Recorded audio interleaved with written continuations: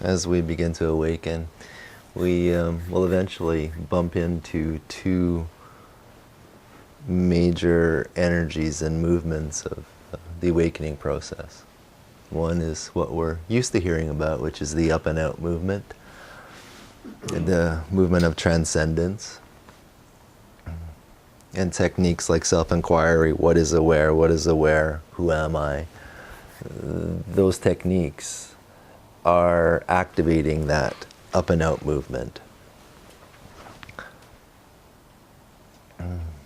Eventually, we'll start to tune into the down and in movement.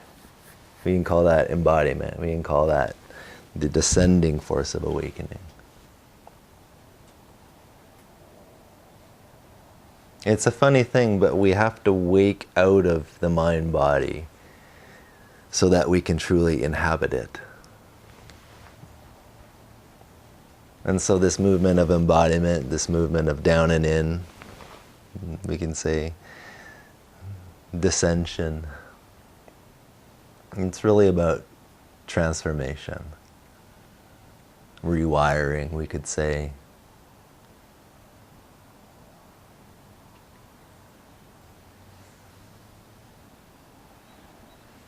And so in that movement of embodiment,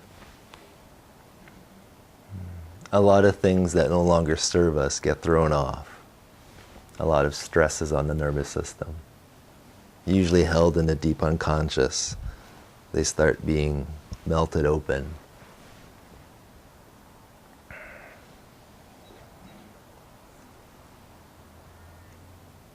And so, like I was saying before, the quicker we can get to a place where we're not so interested in our narrative, we're not pushing it away, but we're more interested in feeling, experiencing, fully experiencing. That's really we could say that's the engine of transformation, fully experiencing, whatever it is.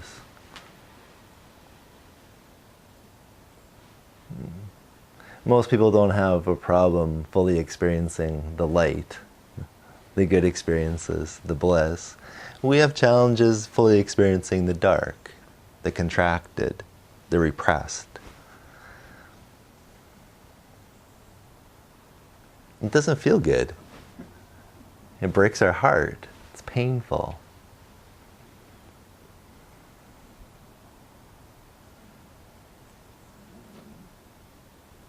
But eventually we'll bump into this place where we're not so much moved by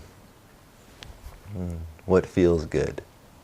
That's not our main motivation anymore.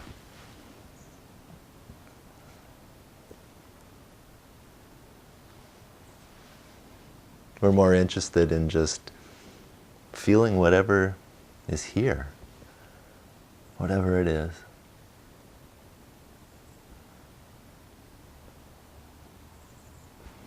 And it's as if who and what we are just doesn't move.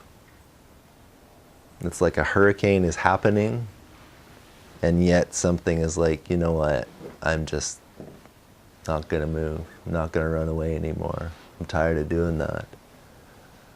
And through no effort of our own, something just kind of collapses to the center of the hurricane, and there's a still point there. And it's just allowing. It's feeling, it's opening, it's welcoming. It's beautiful. Beautiful in its surrender, beautiful in its simplicity, beautiful in its humility,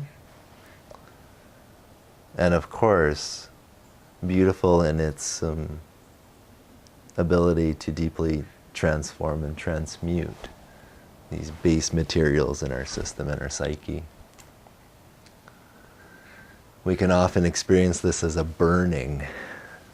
The intensity is just burning us from the inside. We can feel very raw inside, very vulnerable. And of course, we're not so used to feeling vulnerable. We don't like it. We've been trained, consciously or unconsciously, to run away from it, protect, put up barriers. Don't get too close, watch out, don't be open, don't be innocent. And yet, this is the movement of awakening. It's moving us back to this place of innocence, simplicity, openness. You look at a child, you look at nature. They don't have the egoic mind, so there's no protective mechanism. They're not pushing away, they're wide open. Of course, when you're wide open, there's the danger of getting hurt.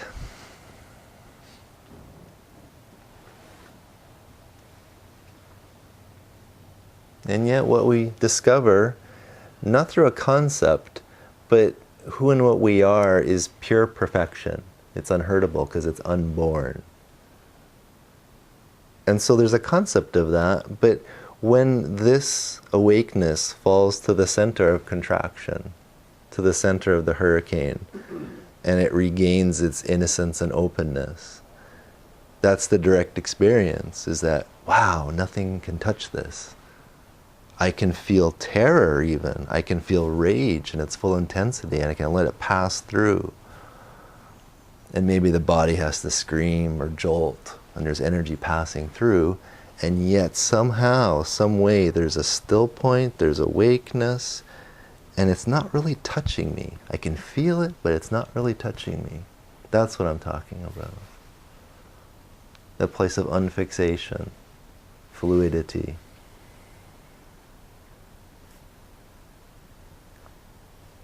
And it's not a state. We could say it's beyond all states, but beyond, it's out and in. And it certainly isn't away from. That's not what I'm speaking about here. The up and out is away from. The down and in is all about here, here, here, here in the body.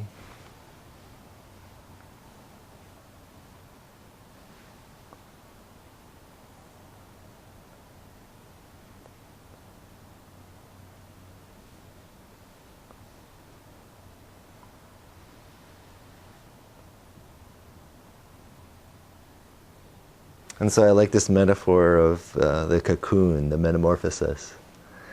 And if you study caterpillars being transmuted into butterflies, it's not a evolution, it's a complete dissolution. Like literally, the caterpillar is dissolved into a primal matrix. Nothing left of caterpillar. In that dissolution, some other force beyond ourselves puts it together. And this is the transformation I'm talking about. We're being rewired. We're being taken apart, dissolved, and then put back together.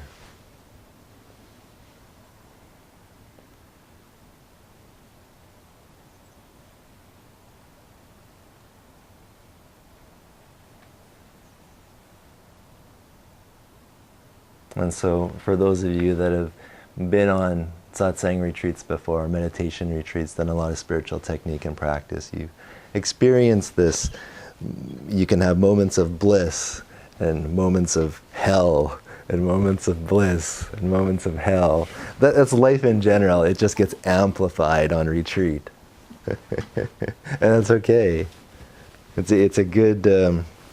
It's useful to touch into that in a field of presence, because it's as if the presence itself can kind of take the edges off. It still can be painful, but we can get a sense at least of what's it like for the lower chakras to be open.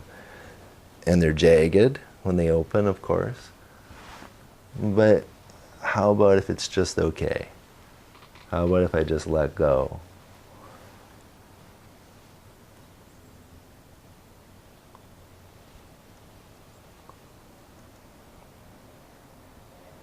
I've often described and shared my own experience of sitting meditation, when at one point the energy and the kundalini cranked up to such a degree that my sitting practice became a crying practice.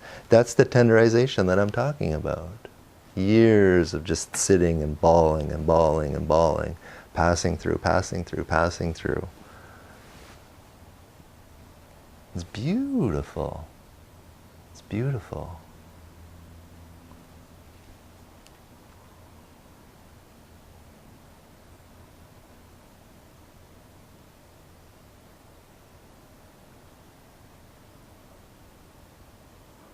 It doesn't go on forever.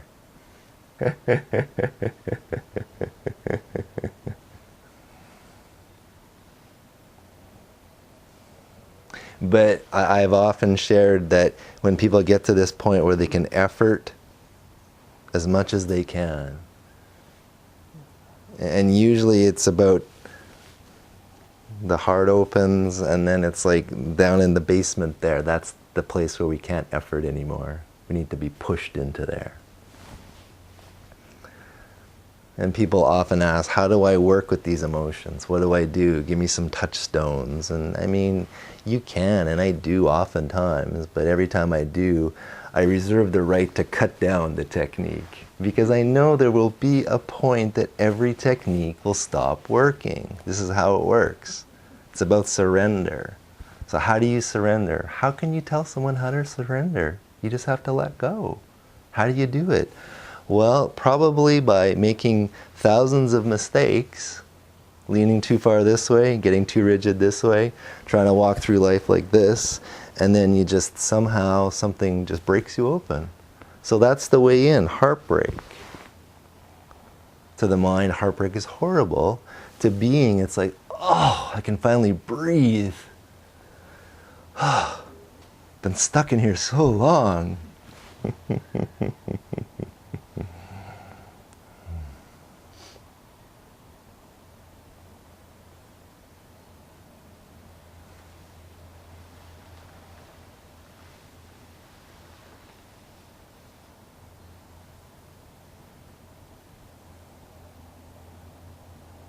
So this is where it's useful to clarify why you're on a spiritual path. What are you looking for?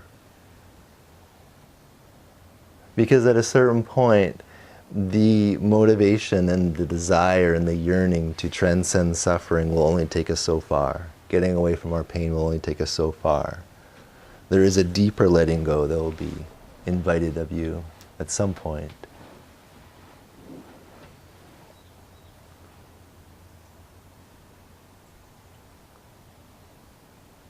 When will truth and what's true and what's real supersede the egoic agenda of feeling better?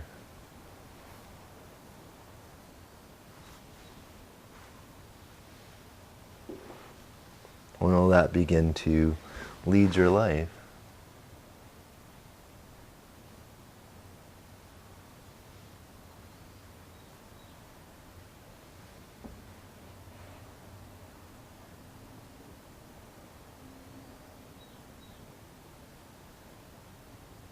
I often describe that awakening and enlightenment is not an end state. It's not an end in and of itself. It opens the door for a possibility to live free as a human being. It's a potential and it's a possibility. It doesn't always manifest.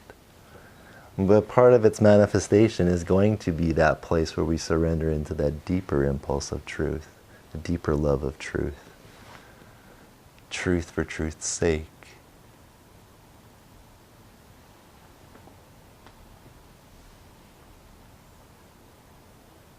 That's love. The flow of truth. That love will be experienced sometimes as very light and jovial, other times as very intense and fierce. It's still the flow of truth. And that's not an experience.